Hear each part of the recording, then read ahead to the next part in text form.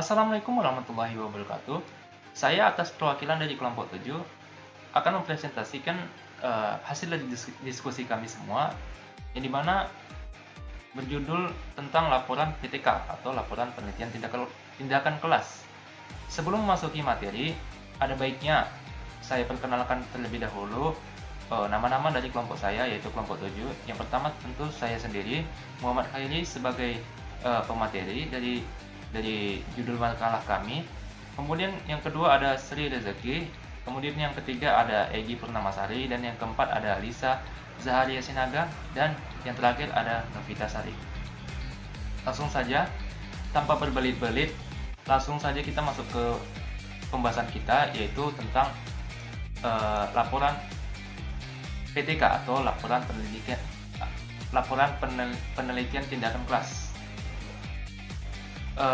Perlu kita ketahui bersama bahwasannya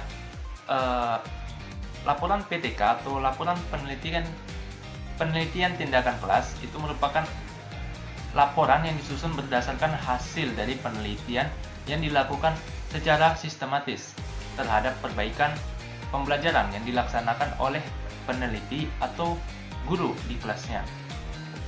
Laporan PTK ini merupakan pernyataan formal dari yang namanya tentang hasil penelitian. Hal apa saja yang memerlukan informasi yang pasti, kemudian yang dibuat oleh seseorang atau badan yang diperintahkan atau yang diharuskan untuk melakukan hal itu atau penelitian tersebut. Jadi perlu kita ketahui bersama bahwasannya ada beberapa jenis laporan, misalnya rapor sekolah, laporan hasil praktikum, kemudian ada hasil tes, kemudian ada dan macam-macam. Sedangkan laporan PTK itu termasuk jenis laporan lebih tinggi penyajiannya. Laporan hasil PTK ini adalah laporan yang ditulis secara sistematis berdasarkan penelitian tindakan kelas yang dilakukan oleh guru di kelasnya itu sendiri. Tujuan dari menulis laporan PTK ini secara sederhana adalah untuk mencatat, memberitahukan, dan merekomendasikan hasil penelitian. Maka dari itu, laporan PTK itu ditulis karena merupakan dokumen yang harus dijadikan acuan serta dapat diketahui oleh umum, terutama oleh para guru yang barangkali mengalami masalah yang sama dengan yang dilaporkannya. Laporan PTK atau laporan tindakan kelas itu merupakan bentuk ungkapan secara ilmiah untuk menyampaikan hasil penelitian yang dimana yang telah dilakukan. Dalam laporan ini memuat hal-hal yang dimana detail tentang konsep penelitian tindakan kelas dan hasilnya.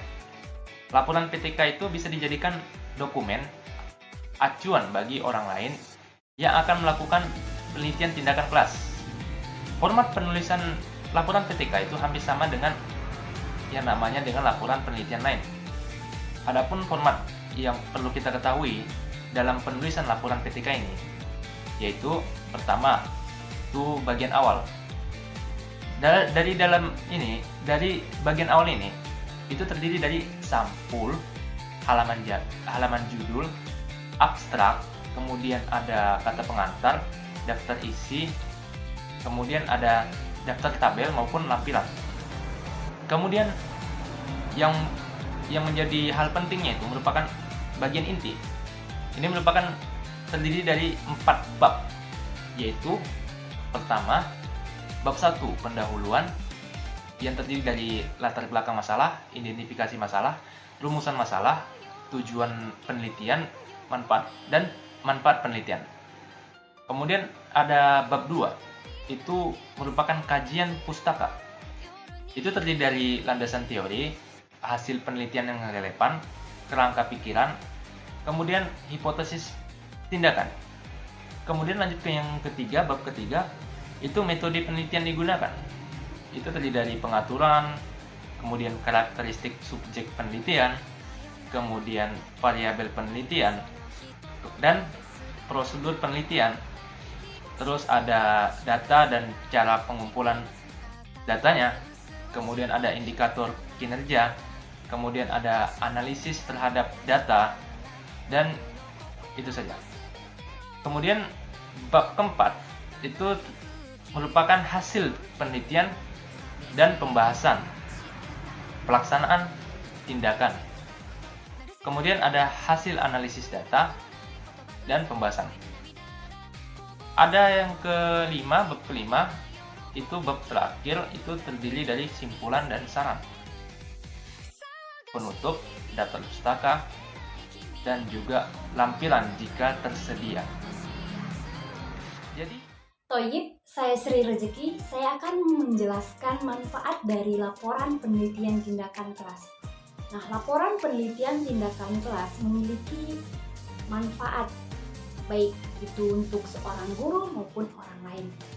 Nah, terkhususnya bagi seorang guru, laporan penelitian tindakan kelas ini memiliki manfaat yaitu sebagai perencanaan, pelaksanaan, serta penilaian yang terjadi di dalam proses pembelajaran kelas guru itu sendiri.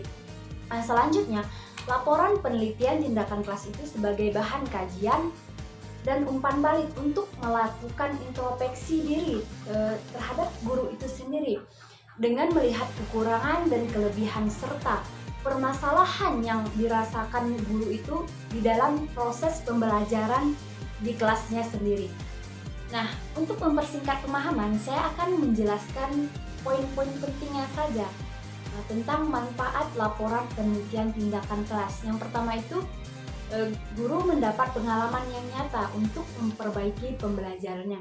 Yang kedua, dapat digunakan sebagai masukan untuk inovasi yang pembelajaran. Yang ketiga, dapat digunakan sebagai masukan untuk mengembangkan kurikulum. Dan yang keempat itu ada meningkatkan kepekaan guru atau profesional guru. Dan yang terakhir itu, guru lebih percaya diri untuk mengembangkan pembelajaran secara profesional. Nah, di samping memberikan manfaat bagi seorang guru, laporan penelitian tindakan kelas juga memberikan manfaat bagi orang lain, seperti masyarakat luas yang memerlukan informasi dan pengalaman guna memperbaiki pembelajaran. Bahkan manfaat yang lebih besar adalah untuk menyebarluaskan dan mengembangkan kemajuan ilmu pengetahuan maupun teknologi. Assalamualaikum warahmatullahi wabarakatuh. Saya Egi Pramasari. Di sini akan memaparkan materi tentang bagian inti maupun isi dari sebuah laporan penelitian tindakan kelas. Nah, yang pertama itu ada pendahuluan, di mana pendahuluan ini adalah suatu komponen ataupun bagian yang paling utama dan yang paling awal dalam sebuah laporan. Nah, di mana di dalamnya itu memuat latar belakang masalah, identifikasi maupun analisis suatu masalah, serta perumusan masalah dan tujuan maupun manfaat dari masalah itu sendiri. Kemudian, poin yang pertama itu adalah latar belakang masalah, di mana latar belakang masalah ini memuat hal bagaimana bisa peristiwa itu terjadi maupun masalah itu terjadi. Nah, kemudian biasanya dalam latar belakang masalah tindakan kelas itu memuat alasan yang terkait dengan masalah yang dipicu, misalnya itu bagaimana problematika di dalam suatu kelas. Nah, disinilah seorang peneliti memuat masalah-masalah yang terjadi dalam kelas tersebut. Selanjutnya yang kedua yaitu perumusan masalah, di mana perumusan masalah ini memuat tentang hasil maupun identifikasi dari penelitian tersebut. Nah, kalau dalam penelitian tindakan kelas memuat bagaimana penelitian yang dilakukan seorang peneliti dalam permasalahan di sebuah kelas. Kemudian yang ketiga itu ada tujuan penelitian. Nah, di mana tujuan penelitian ini memaparkan tentang kegunaan dari seorang peneliti itu meneliti suatu masalah yang terdapat di dalam kelas. Nah, kemudian yang keempat itu ada kegunaan penelitian, di mana kegunaan penelitian ini nilai ataupun kegunaan dan hasil penelitian di dalam sebuah kelas. Kemudian yang kelima itu ada metode. Metode ini adalah teknik maupun cara bagaimana seorang peneliti itu meneliti maupun menyelesaikan sebuah masalah yang terdapat di dalam kelas tersebut. Begitu. Saya Lisa Jaharia Sinaga akan menjelaskan tentang isi dari komponen laporan penelitian di dalam kelas. Nah, ada bagian awal dari laporan penelitian. Pertama itu ada halaman judul.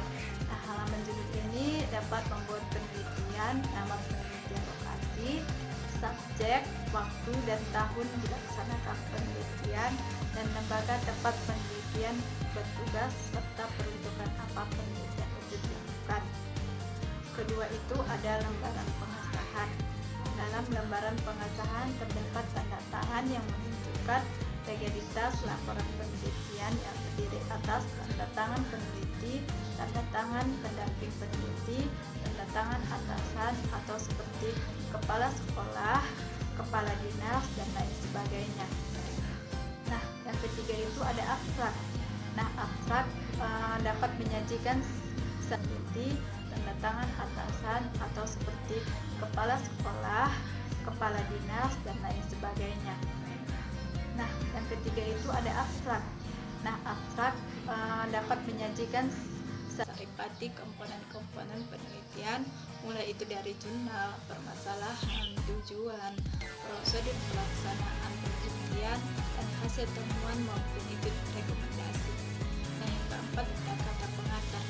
Yang terpenting dalam kata pengantar adalah uraian yang mengutarakan para pembaca laporan kepada permasalahan yang diteliti dan tindakan dilakukan untuk memperbaiki pembelajaran.